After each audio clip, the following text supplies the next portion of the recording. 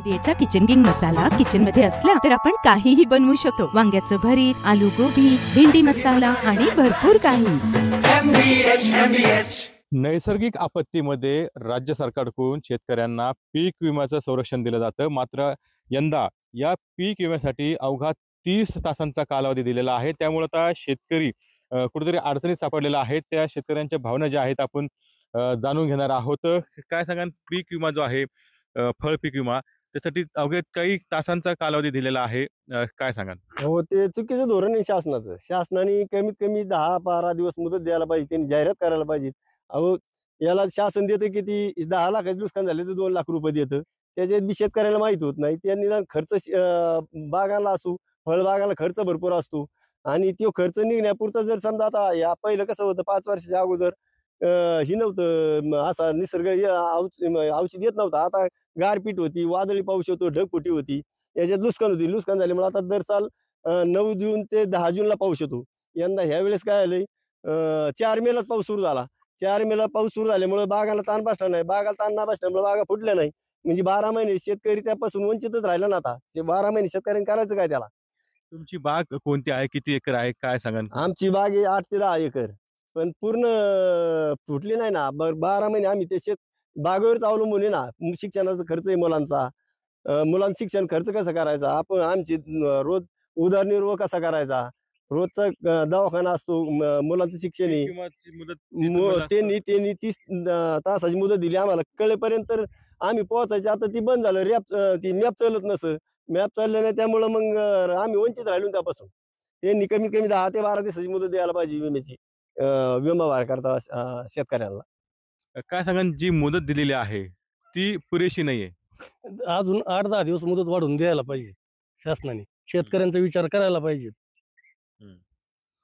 मग सध्या जी मुदत दिलेली आहे ती संपून गेली। आता काय अडचणी, काय सांग? आता काय सरकारने मुदत वाढवून द्यावा हीच अपेक्षा आहे। आम्हाला माहीतच झालं नाही, तुम्ही आले म्हणून आम्हाला समजलंय, नाही तर आम्हाला माहीतच झालं नसतं।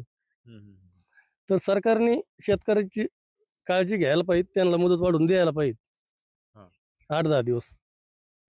काय सांगा, अरे मोठ्या प्रमाणात या भागामध्ये फळबागा आहे, संत्रा असेल, चिकू असेल, डाळिंब आहे किंवा चिकूच्या बागा आहेत। काय अडचणी आहे? कारण सरकारने जी मुदत दिलेली आहे, नैसर्गिक आपत्तीमध्ये ज्याप्रमाणे नुकसान होतं त्यामध्ये पीक विम्याचं संरक्षण दिलं जातं। मात्र त्याला मुदत जी आहे ती फार पुरेशी दिलेली आहे। मुदत म्हणजे अतिशय तुटपुंजी दिलेली आहे। त्याच्यात पण लोकांपर्यंत पोहोचूस्तवर आणि लोक ते फॉर्म भरण्याची प्रक्रिया पूर्ण करूस्तवर मुदत संपलेली असते। मग ही सगळ्यात मोठी शोकांतिक आहे। आणि इथून माग जो शेतीवर खर्च आहे तो अतिशय म्हणजे कमी होता, पण आता खतांचे बाजार किंवा त्याच्यावर औषधं किंवा बागेवर पडणारे कीड रोग हेचं प्रमाण अतिशय वाढल्यामुळं खर्च प्रचंड प्रमाणात वाढलेला आहे। त्याचबरोबर हे शासन समजा जर जो विमा देत आहे त्याची पण मुदत समजा लोकांना कळूस्तवर, आता आमच्यातले काही लोकांना तुम्ही इथं आल्यानंतर कळलं पीक विम्याविषयी, तर ती वाढून द्यायला पाहिजे।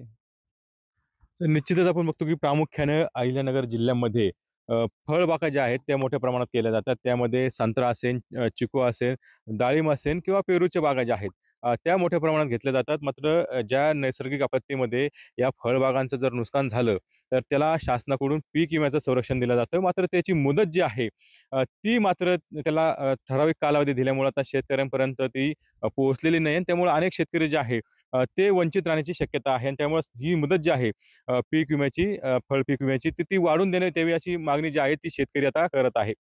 कॅमेरा कसं कोणाचा जायकर TVN मराठी, अहिल्यानगर। MDAचा किचन किंग मसाला किचन मध्ये असला तर आपण काहीही बनवू शकतो। वांग्याचं भरीत, आलू गोबी, भेंडी मसाला आणि भरपूर काही।